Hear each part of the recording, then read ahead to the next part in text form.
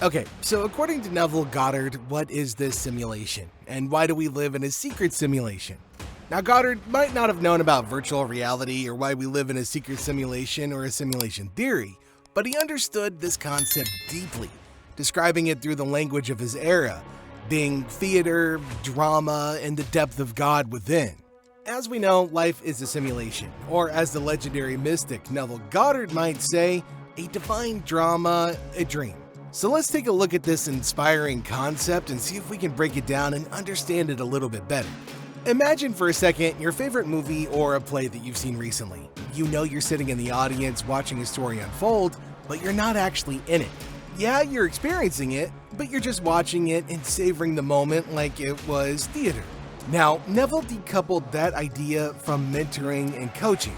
You see, he believed that life itself is like that, a big performance. But here's the twist. We're not just the audience. We're actually the heroes, the protagonists, the leading roles. It's like being a performer on stage, and on stage, sometimes you forget that it's all just an act. He had this interesting concept that God, the supreme artist, was living our lives and so was perceiving the world through our different prisms. When God opted to become incarnate, it was as if he got into the physical world and was doing all that we do and experiencing all that we do. I mean, just imagine that. We're all players in this divine drama, assigned roles and costumes, which are really kind of the garments of flesh, and the script that we often forget is a play. And we're all just actors on this grand stage of life. But let's get real for a second. Is it really a simulation?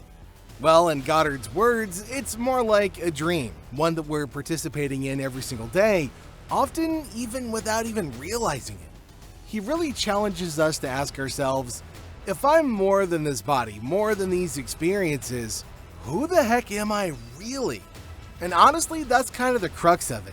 If we're to free ourselves from this dream state, right, then we need to find out the answer to that question. Now you might be asking me right now, okay, that's a beautiful idea, but what pill do I take? Is this the Matrix? How do I break this cycle? Well, Neville didn't just tell us these incredible ideas and then open the door and never show us how we can get out of the dream. He often referred to the mind as the skull, or as he called it, the tomb. Think about it for a second. Our true selves are like sleeping beauties lying in wait, just ready and willing to wake up. It's both a literal and a metaphorical thing. Our divine identity is just sitting right there, waiting for us to recognize it and embrace it. He used the metaphor of resurrection, not in the churchy, afterlife-y kind of way, but as a personal transformation.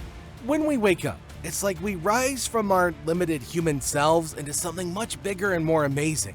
It's kind of like taking off a mask and realizing, whoa, I'm actually kind of something incredible. I'm pretty hot. Would you date me? I would date me. You see, every night we crash and burn and we hit the hay and we kind of die in this really weird abstract way, right? We kind of drift into the dream world where anything is possible. But when we wake up in the morning, we've got to remember that, hey, we're just human beings and life sucks and we've just got to go and get back to the grind and live a normal life. See, Neville wanted us to aspire to a different level of enlightenment, to wake up spiritually to who we are as spiritual beings having a physical experience, not just morphing into everyday, ordinary beings just go on about their business like usual. So here's where things start to get real. A huge part of his message is that God isn't some far-off entity sitting up in the clouds, looking down on us through the pearly gates with wings and trumpets, etc. No, he actually believed that God is within us, right here, right now. He loved quoting passages like, "You are the temple of the living God, and Jesus Christ is in you," but not in a weird, dirty kind of way. You see, in his view, every time we think of God as out there, right, we're missing the whole point. He would often say, the only cross that Christ ever bore is the cross that you wear. That means that our daily lives, filled with all sorts of ups and downs, are like our own personal crucifixion. Sure, we bear the weight of being human, but there's also a part of us that's also limitless. There's this infinite consciousness within us that we just need to tap into. It's like having a superpower that we forget even exists. So Neville had this fascinating concept called being born from above. He borrowed parts of it from the Bible and gave it a whole new spin. Being born from above, in his view, is about waking up to the fact that this life we're all living is just a dream. And not just any dream, but one that we're actively dreaming. We're not just players in this game, we're the ones creating it.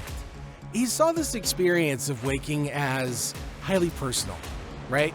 Like it's something that happens in our minds where we break free from our limited selves. Resurrection in his eyes isn't about some ancient story, but is a transformative experience that we can all have right now.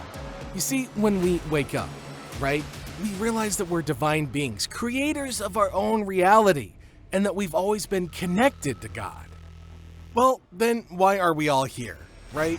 Neville did say that he thinks that everything comes down to love. See, God loved what he had created so much that he decided to live among people.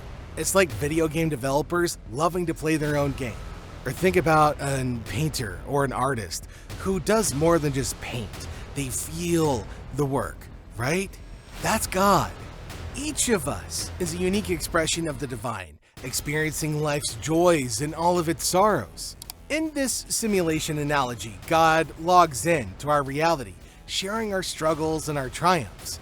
And the key to gaining control here is awareness. When we realize that we're not just players, but creators of our own experience, we completely change the nature of the game. Okay, so let's break it down a little bit more. His idea that life is a dream or a simulation suggests that everything we experience, while feeling incredibly real, is part of a larger, spiritually crafted scenario.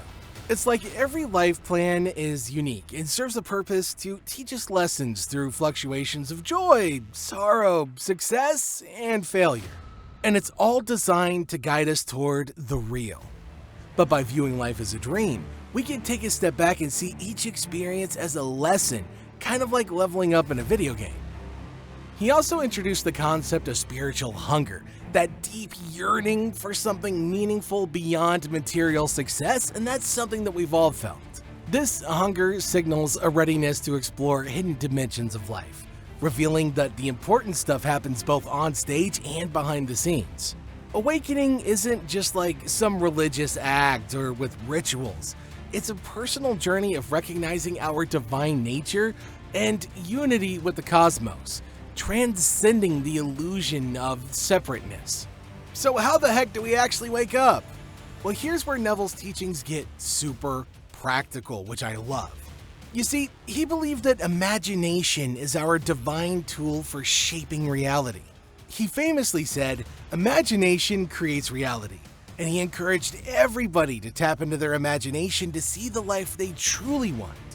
Okay, think about it this way, right? In a dream, your mind creates all sorts of scenarios that feel real, right? Well, in our waking life, our imagination shapes our experiences. By deliberately visualizing the life we want and feeling it as if it's already true, then we start to wake up to our power as co-creators in this divine simulation. He had a really cool technique that he called living in the end.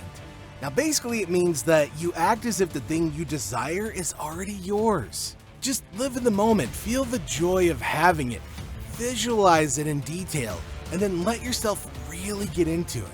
By embodying that version of yourself, you start to transform your reality from the inside out. It's almost like you're rewriting the entire script of your life. So, if life is a dream, a simulation, or just a divine play, what does it mean to live as awakened creators? For Neville, it means embracing your divine nature and recognizing that you are the sculptor of your own story. You are your own muse. And at the end of the day, you're not just a dreamer, you're a creator.